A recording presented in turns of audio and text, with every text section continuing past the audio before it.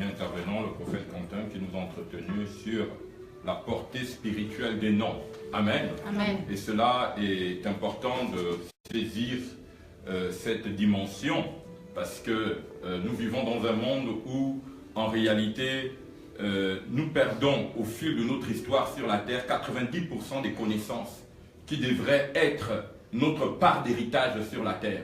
Pourquoi? Parce que ceux qui sont censés nous conduisent en réalité sur des fausses pistes. Amen. Mais béni soit le nom du Dieu des esprits des prophètes, parce que la terre a ses prophètes. Les hommes ont leurs prophètes. Et quand je parle des prophètes, je parle des saints prophètes de Dieu. Je ne parle pas des endoctrineurs. Alléluia.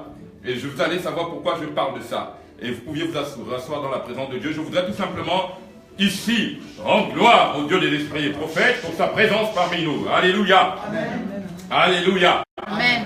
Vous savez, vous pourrez aujourd'hui m'écouter, et il y a certaines personnes qui se disent « Oh, mais quand cet homme parle, il y a quelque chose. » Vous savez, il y en a qui aiment bien écouter les comédiens, on ne les en veut pas, ils sont des milliers. Alléluia, quand vous allez écouter un comédien, vous passez du temps à rire. Mais quand vous rentrez chez vous, les choses n'ont jamais changé, votre nom n'a pas changé, votre histoire n'a pas changé. En fait, vous avez plus appris à rire qu'à connaître votre propre vie. Alléluia. Amen. Ça, c'est la vision du comédien. Et avec tout le respect, je ne parle pas des comédiens, de ceux qui font leur travail. Je parle de ceux, quand je parle de comédiens, je parle ici des sorciers. Je parle des sorciers. Et les sorciers sont ceux qui vivent sur la terre avec un mandat. C'est-à-dire te faire perdre 90%. Je pèse bien mes mots, 90% des forces et des puissances que tu devrais avoir sur la terre. Et tu ne vis qu'avec 10%. Amen. Amen. Amen. Alléluia. Amen. C'est pourquoi souvent dans la parole de Dieu, alors puisqu'on sait qu'il y a un rapport de force dans le monde spirituel, les gens, qu'est-ce qu'ils ont fait? Ils savent que les sorciers vivent avec 90%.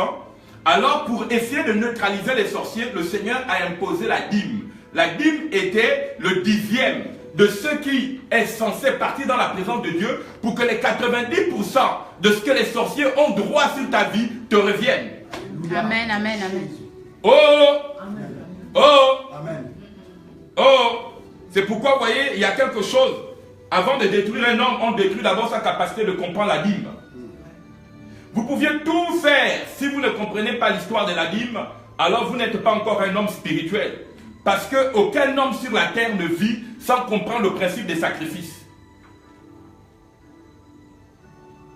Si tu n'as jamais payé ta dîme, tu n'as jamais donné à Dieu le 10e de ce qui doit aller dans sa présence pour que les 90% qui étaient détenus par les forces qui t'endettaient reviennent à toi, alors là, tu vivras sur la terre errant. Et c'est ce qui se passe dans les nations. Pourquoi nos pays sont endettés? Pourquoi nous vivons dans la pauvreté? Et pourquoi, d'ailleurs, nous qui sommes en Europe, qui sommes nés de couleur de soleil, on nous appelle noirs ou nègres? Nègre. Pourquoi on t'appelle nègre quand tu es né noir? Parce que le nègre, ce n'est pas un nom qui est censé valoriser ta vie. Le nègre est une incantation de la Kabbale. Attention.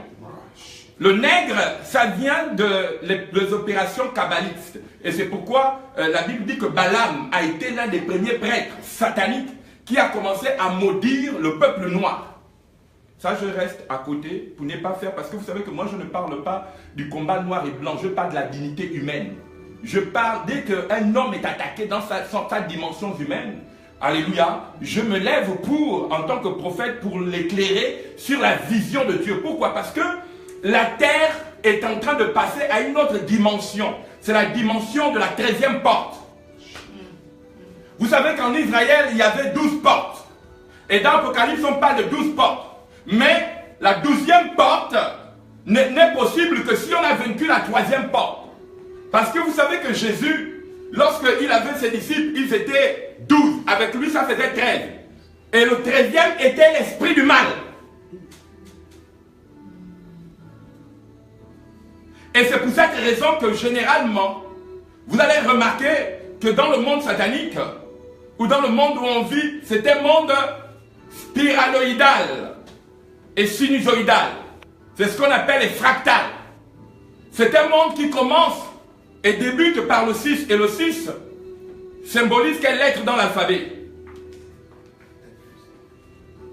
Le 6 symbolise quelle lettre dans l'alphabet? F. Et le F symbolise quoi? Ça symbolise les forces qui sont censées agir dans le monde de quoi? De la fraude. Dans le monde de la fausse. Et la fausse, c'est l'arme dans laquelle le diable tient son pouvoir. On appelle ça la fausse. C'est l'épée, c'est ce que les gens appellent, voilà, il coupe avec la fausse. La faucille, c'est la faucille. Et la faucille, c'est ce que vous trouvez dans tous les cultes sataniques. Vous le trouvez partout. Vous le trouvez en lettre G. Et le G, vous allez remarquer que le G est une gestation qu'on trouve partout, c'est la faucille. Quand on parle de G, alléluia, le G c'est la lettre 7. Donc, le F, le 6, c'est l'ouverture vers la lettre 7, vers le génie 7. Et 7 est la puissance qui va permettre aux hommes de contrôler l'humanité par des fausses religions, par des fausses croyances. Et c'est pourquoi nous allons prendre notre Bible dans le livre d'Apocalypse. C'est très important de comprendre l'Apocalypse. Celui qui ne comprend pas l'Apocalypse, il n'a pas sa place ici. Vous savez, la terre a commencé à être occupée par des puissances des ténèbres qui sont très très violentes. C'est pourquoi le prophète tout à l'heure, en parlant des noms, et je vais revenir sur ça, sur les noms, les faits du nom. Et vous voyez que dans Apocalypse chapitre 2, tout est un combat de noms. Les noms qui étaient censés être absorbés par l'énergie du diable.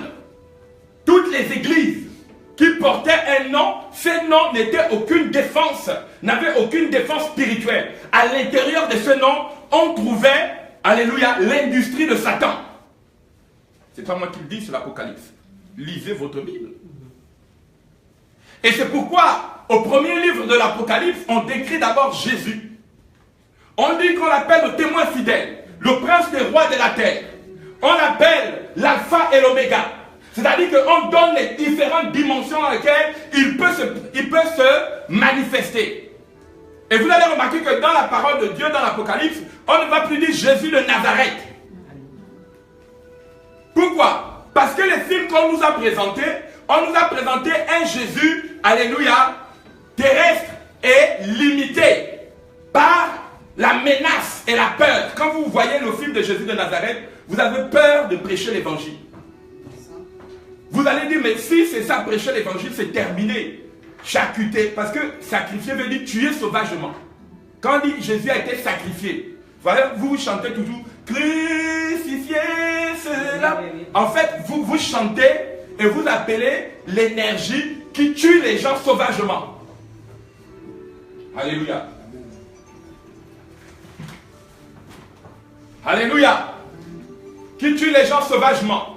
Ça veut dire quoi? Ça veut dire qu'à partir de ce moment où vous êtes en phase des esprits que vous appelez, en fonction de ce que vous invoquez, vous faites naître des entités, des vibrations.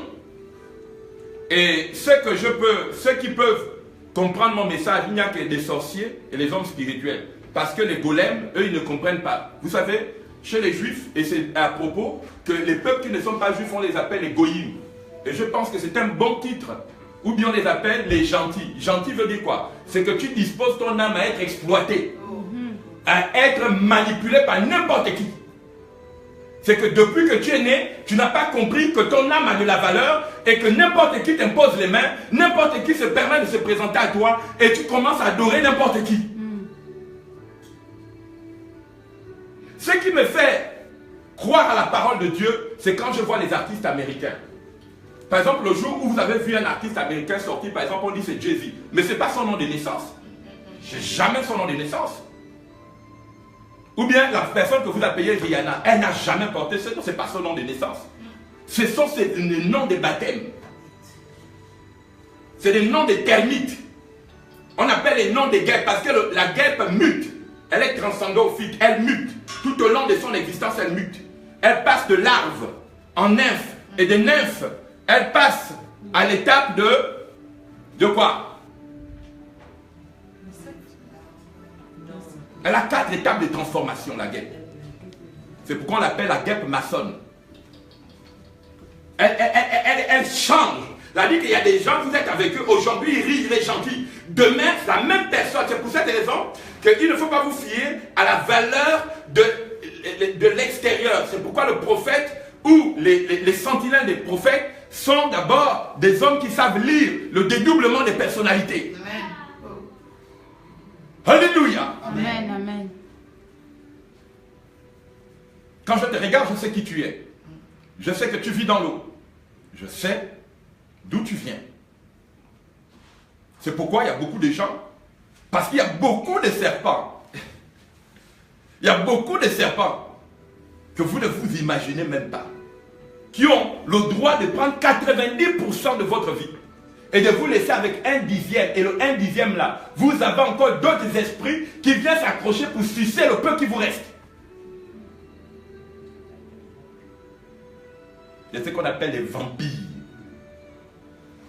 Regarde, quelqu'un dit, connais la place que tu as dans le monde spirituel. Dans le monde spirituel. Connais ton royaume. Connais ton royaume. Jésus nous apprend une chose. Il dit, nous sommes un royaume de sacrificateurs pour Dieu et pour son Père. Apocalypse chapitre 1, verset 6.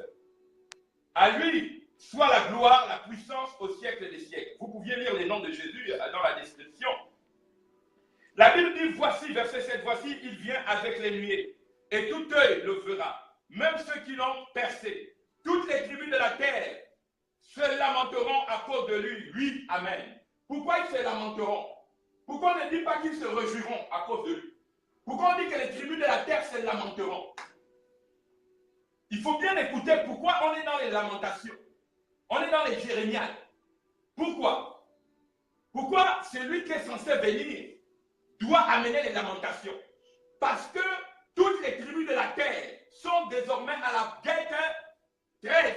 Comment on dit 13 en anglais? Moi, je ne parle pas très bien anglais. Alléluia. 14. 14. Ils sont à la porte 13. Et la porte 13 a occupé les nations. Et le mot 13 signifie Nemrod. Et le N dans l'alphabet symbolise quelle lettre?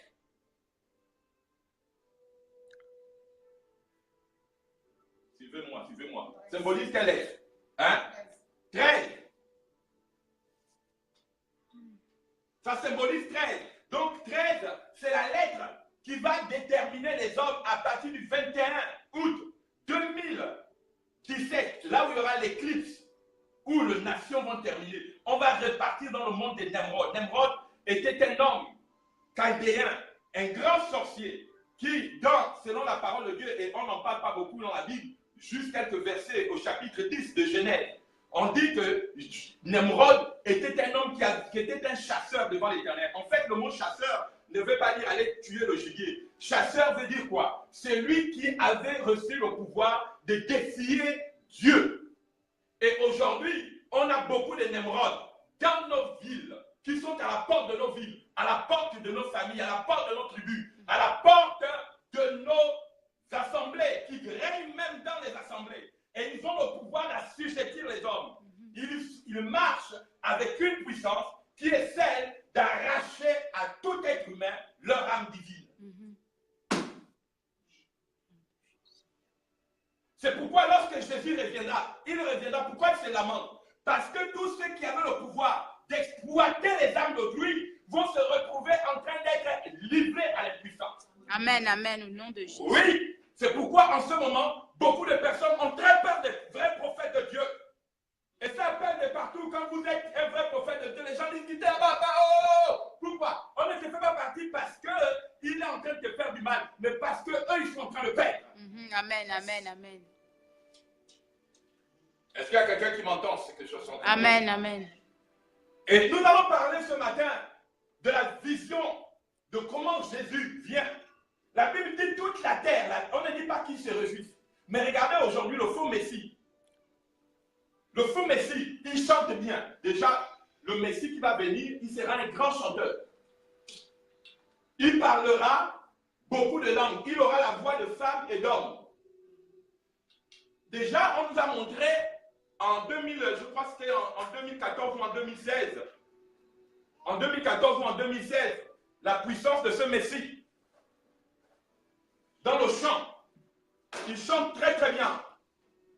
Il a une bonne allure. Mais seulement, c'est que c'est un émeraude. Tout n'est pas d'aduler l'extérieur. Regarde quelqu'un dit, ne cherche pas à être épaté par l'extérieur. Vous savez, je suis un homme qui a poussé la réflexion divine à un haut point. On m'a dit Jésus a jeûné 40 jours, j'ai jeûné 40 jours. On m'a dit Jésus a lu la Bible, j'ai pris la Bible, je me suis enfermé près de 7 ans de ma vie. Je lisais la Bible matin, midi et soir, matin, midi et soir. J'ai cherché la pensée de Dieu. Amen.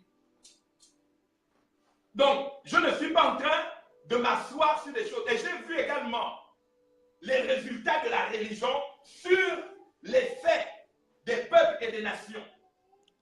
Et à partir de ma propre histoire, je vois comment la religion est incapable de pouvoir administrer l'âme de l'homme et lui donner le pouvoir de rayonner divinement. Je l'ai vu. Et ceux qui veulent me contredire n'ont qu'à m'amener les preuves que leur religion a amené leur âme à rayonner. Qui m'amène la preuve, j'abandonne. Parce que moi, j'aime suivre. J'abandonne tout, je dis oui. Je te suis.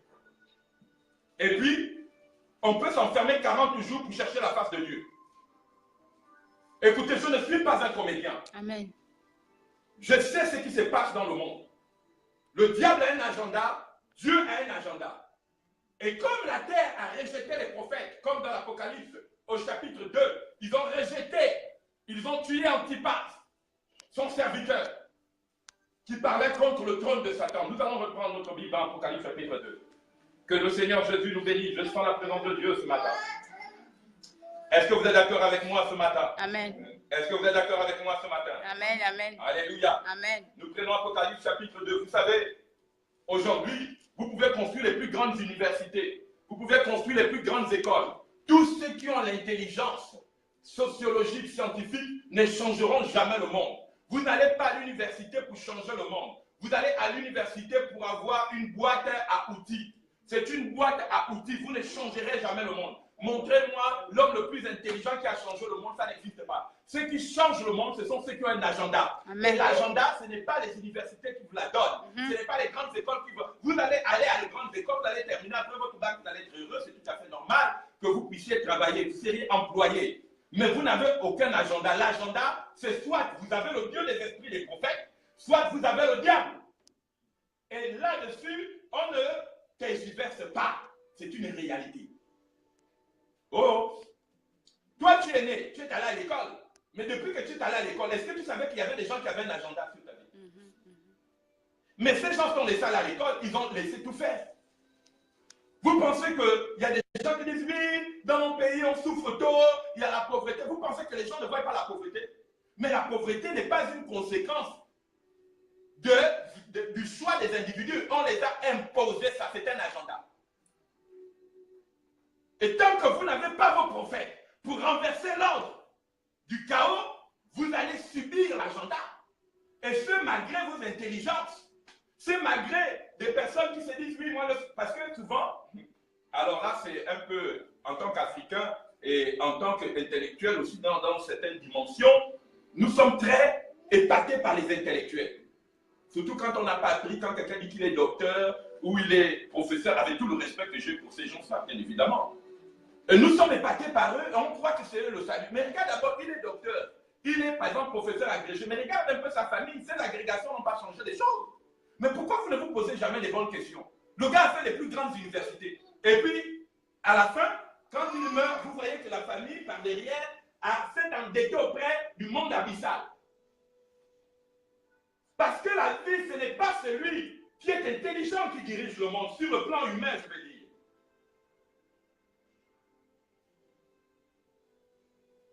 Et c'est pour cette raison que dans le monde, il y a ce qu'on appelle la diplomatie des normes. Par exemple, au G7, il n'y a aucun nègre. Voilà, c'est comme ça. C'est la norme. Pourquoi? Parce que la norme veut que dans les décisions des plus grandes, les plus grands savoirs, on ne trouve pas de noirs. C'est comme ça. C'est la norme. La norme a dit que les femmes africaines ne vont plus faire 10 enfants. Les chefs d'État ne vont pas vous défendre. C'est un agenda. Et c'est comme ça désormais. Toi, tu fais les 10 enfants, on va t'arracher les 10 enfants, on va les sacrifier à Moloch. On va les livrer à Moloch et on va te laisser peut-être deux. Nous sommes au dernier tournant de l'humanité. Il y a de cela 1000 ans, quand on disait aux gens que certaines personnes auront la puce, c'était virtuel, c'était du mensonge. Il y a 10 ans, il y a 20 ans en arrière, ou bien 40 ans en arrière, 50 ans en arrière, tu disais à nos parents qu'on devait avoir des portables, qu'on devait parler avec des gens aux États-Unis, c'était virtuel. Est-ce que vous ne voyez pas que la connaissance a augmenté? Est-ce que vous ne voyez pas que Jésus dit que quand vous verrez la connaissance augmenter, c'est que Dieu se rapporte? Mais aujourd'hui, on veut toujours écouter les comédiens. Des gens qui nous font croire que, oh, mais tout va aller bien. Écoutez, je vais vous dire, si le World Trade Center était vraiment le monument de la fierté américaine, le World Trade Center ne devait pas tomber, Manhattan, les tours de Manhattan. Ça veut dire que tout peut se désintégrer à tout moment. Amen, amen, amen, amen. Tout se peut, le diable, il s'en fout. Son problème, c'est est-ce que je peux avoir 3000 hommes que je vais manger? Et en ce moment, le programme de Satan dans le monde international, c'est le ventre des femmes noires. Et rester là, toujours boulingé, à chanter Jésus est puissant, puissant. Danser dans les églises, dansez vos danses traditionnelles, vous allez être surpris un matin. Vous avez tué vos prophètes. Et vous continuez à livrer vos prophètes. Et sachez que le jour où la majorité de vos prophètes vont disparaître, on vous prendra comme des néants. Pourquoi? Parce que tant que Balaam, qui maudissait Israël, ne pouvait pas maudire Moïse, il n'avait aucun pouvoir sur le peuple d'Israël.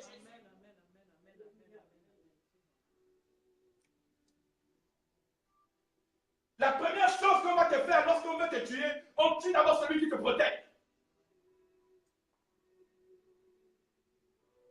Avant que les pharisiens, la race de vipères, du serpent, aient tué Jésus, il fallait d'abord qu'un qui était avec Jésus le livre.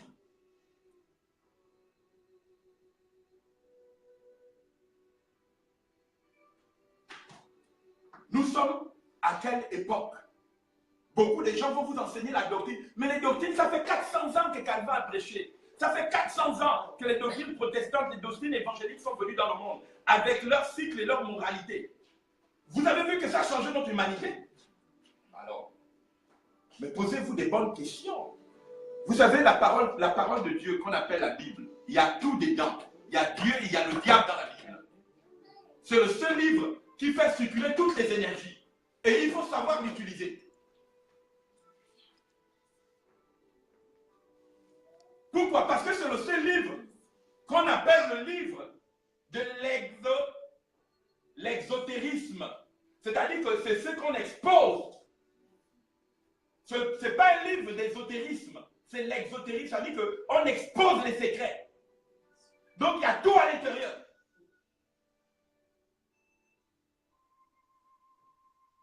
Je ne peux plus venir prêcher l'évangile où je sais que la 13e porte est ouverte. Et la 13e porte a fait le tour des nations. Elle a parcouru, mais vous, on ne vous a même pas informé qu'il y a la 13e porte.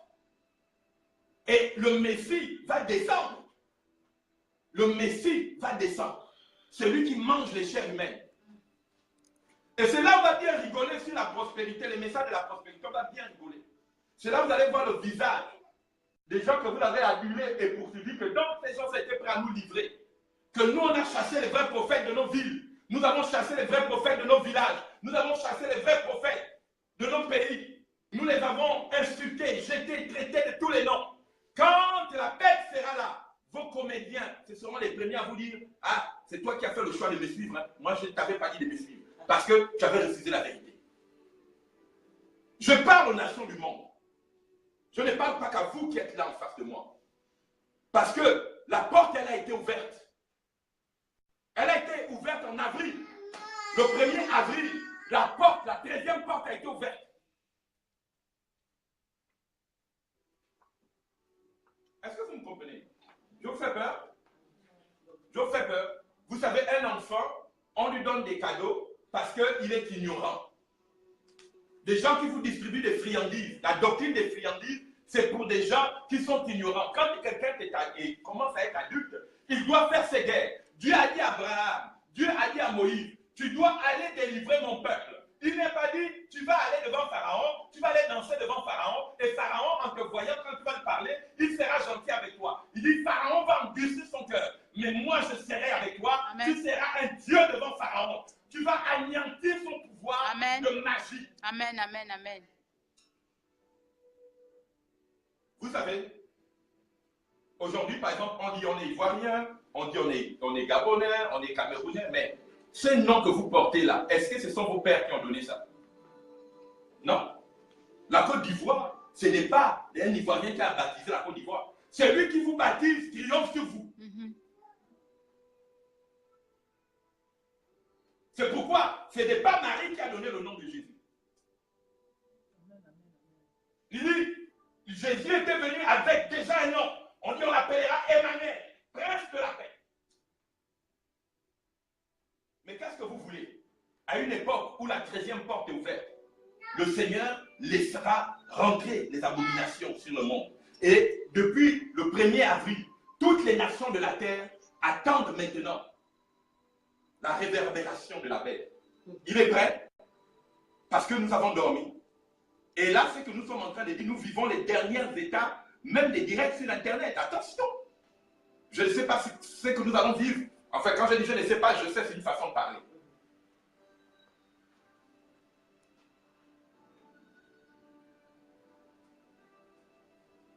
Quand on n'a pas un agenda, on est un golem.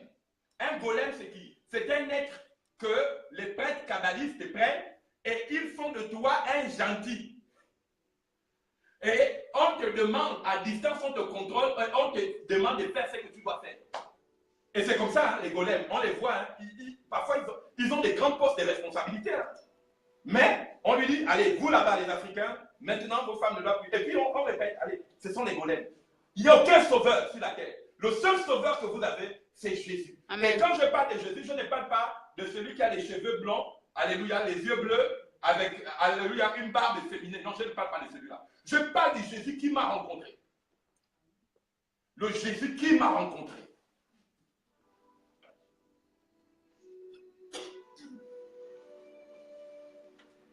Le Jésus, le Dieu des esprits des prophètes, Apocalypse chapitre 22, verset 6. Celui-là, il est redoutable. Et il a un agenda pour ta vie. Les gars, quelqu'un dit ce matin, Jésus a un agenda pour ta vie. Les gars, quelqu'un dit, Jésus a un agenda pour ta vie. Jésus a un agenda pour ta vie. Aujourd'hui, tu dois apprendre. Tu dois apprendre l'agenda de ta vie. L'effet de ton nom. L'effet de ton nom. À quoi sert ton nom? À quoi sert ton nom? Qui a endetté ton nom? Qui a endetté ton nom? Auprès du monde des eaux. Auprès du monde des eaux. Auprès du monde abyssal. Auprès du monde abyssal.